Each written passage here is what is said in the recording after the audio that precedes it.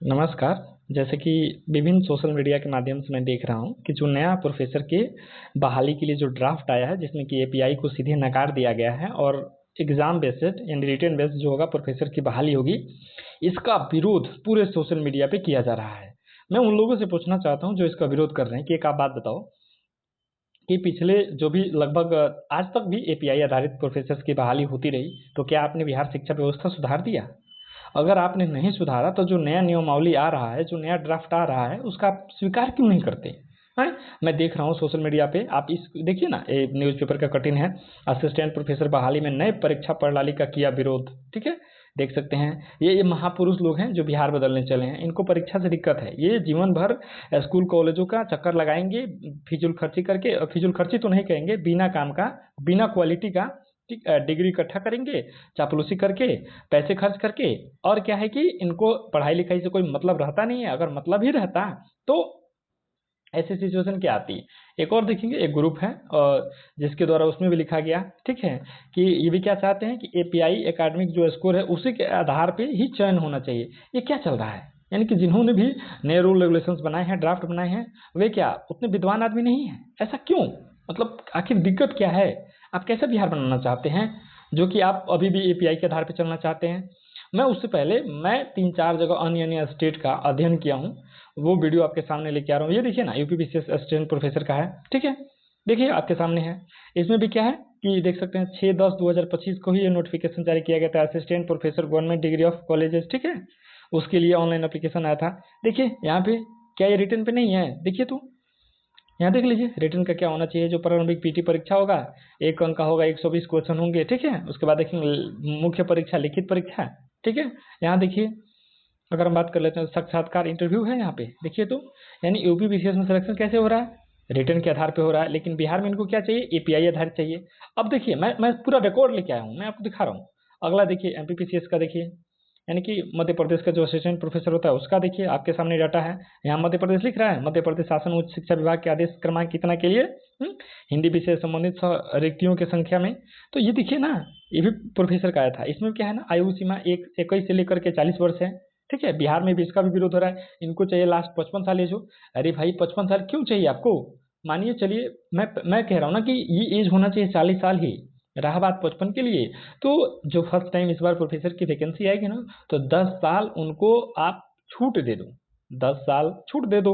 यानी कि लगभग जिनका 40 है, 50 एज जिनका मैक्सिमम होगा, क्योंकि बहाली बड़े लंबे समय के बाद आ रही है, तो उन लोगों का ना छूट जाए। तो यहाँ पे एज के मामले में छूट देना तर्क संगत रहेगा। लेकिन आप एपीआई पे बहाली चाहते हैं तो ये तो गलत बात है, आपकी मानसिकता सही नहीं है। यहाँ देखिए, आप आपके सामने तो है रिकॉर्ड, देखिए मध्य प्रदेश में भी। अब इसका भी रिटर्न देख लेंगे, ठीक है, क्योंकि इसका सिलेबस के लिए अलग से वो पीडीएफ था। देखिए यहाँ पे, इस विज्ञापन के अंतर्गत विज्ञापित पदों हेतु निर्धारित परीक्षा केंद्रों पर वस्तुनिष्ठ प्रश्नों की ओमार आधारित परीक्षा आयोजित की जाएगी।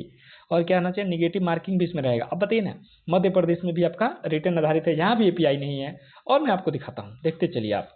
ये देखिए राजस्थान का असिस्टेंट प्रोफेसर का, ठीक है, और ये भी कब का है? 13/12/2024, यानी कि लगभग आज 2 साल पहले का ही नोटिफिकेशन है, आपके सामने है, ठीक है। देख सकते राजस्थान लोक सेवा आयोग अजमेर, ठीक है। मैं हर एक स्टेट का, 4 स्टेट का लेके आया हूँ कि जब 4 स्टेट में रिटर्न आधारित होता है तो बिहार में आपको एपीआई आधारित क्यों चाहिए? आप मिला जुला के अयोग्य हैं, जो लोग भी इसका समर्थन करते हैं। यदि आप इतना ही एलिजिबल हैं, इतना ही आप योग्यता रखते हैं, तो आज तक आप बेरोजगार कैसे रह गए? क्योंकि मैं भी यूनिवर्सिटी का छात्र रहा हूँ, यूनिवर्सिटी में मैं भी आता जाता रहता था। मेरे 4-5 दोस्त हैं जो कि ऑलरेडी पीएचडी में इन्वॉल्व तो हैं, करते हैं, चल रहा है उनका, लेकिन आज तक उनका नेट क्वालिफाई नहीं हुआ। हमको पता है सारे नेता मंत्री बिहार का कल्याण करने में तो लगे ही हैं, ये बिल्कुल गलत बात है। रिटर्न आधारित होना चाहिए। मैं बहुत मतलब गुस्सा होकर के ये वीडियो बना रहा हूँ, बहुत कुपित होकर के बना रहा हूँ। आप यहाँ देखिए ना, राजस्थान के लिए, राजस्थान के देखिए रिटर्न एग्जामिनेशन के लिए पेपर 1, 2, 3 है।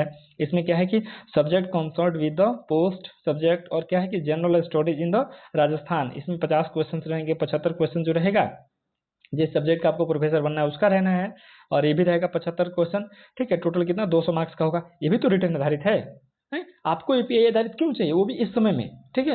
यहाँ देखिए हरियाणा असिस्टेंट प्रोफेसर का मैं लेके आया हूँ, अभी कब का है? 2/8/2024 का ही है, ठीक है। इसमें भी देखेंगे आपके सामने हरियाणा पब्लिक सर्विस कमीशन, फिर से नीचे आते हैं, यहाँ देखिए इसका भी देख लीजिए।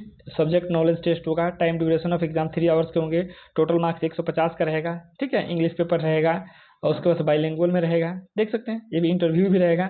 ठीक है, अब आप बताइए कि एपीआई तो अभी कहीं नहीं है। लगभग मैं 4 राज्यों का, जो कि अच्छे हैं, जो कि नॉर्थ इंडिया के हैं, मैं 4 राज्यों के नोटिफिकेशन आपके सामने लेके आया कि आप देखो कि कहीं भी अब एपीआई आधारित नहीं रहा है। लेकिन बिहार में इसके लिए आंदोलन हो रहे हैं, मांग हो रहे हैं, ये पूरे का पूरा गलत बात है, ऐसा नहीं होना चाहिए। एपीआई आधारित क्यों होना चाहिए?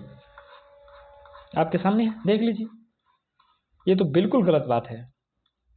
4 नोटिफिकेशन लाया। मैं कह रहा हूँ कि हाँ, सबसे बड़ी समस्या अभी है, मैं उसके लिए समर्थन में हूँ कि जो एज है ना, वो इस बार यानी फर्स्ट टाइम जो प्रोफेसर की बहाली होंगी ना, उसमें 10 साल तक बढ़ा दिया जाए, छूट दे दिया जाए, यानी कि लगभग 50 साल की उम्र तक के व्यक्ति को एक बार मौका दे दिया जाए। उसके बाद तर्कसंगत रूप से यह बात रहेगी कि मिनिमम एज 21 साल होना चाहिए, मैक्सिमम 40 साल होना चाहिए, और पीटी मेंस इंटरव्यू तीनों होना चाहिए। और मेरे ख्याल से पीटी जो होना चाहिए वो केवल ऑब्जेक्टिव रहे, मेंस पूरा लिखित रहे, जैसे कि बीपीएससी या यूपीपीसीएस या यूपीएससी कराती है उस तरह का, तब जाकर के अच्छे और लेवल के प्रोफेसर का चयन होगा। वरना ये भी बहाली जो है ये भ्रष्टाचार के भेंट चढ़ जाएगी। क्योंकि अब आप बताइए ना, 2020 में ही प्रोफेसर की बहाली आई थी, जिसमें एपीआई के आधार पर सिलेक्शन होना था। आज तक वो बहाली कोर्ट में गई हुई है, सब फर्जी फर्जी सर्टिफिकेट लगा करके बहाल हुए हैं, आज तक भी जांच चल रहा है। रोज रोज आता है 2-4 लोगों को हटाने की खबर, क्या मजाक चल रहा है? ऐसा थोड़े होता है। खैर, आपका अपना विचार क्या है, आप कमेंट करें, बताएं, अपनी बातों को रखें। ठीक है, मिलेंगे अगले किसी इन्फॉर्मेटिव वीडियो के साथ, तब तक के लिए धन्यवाद।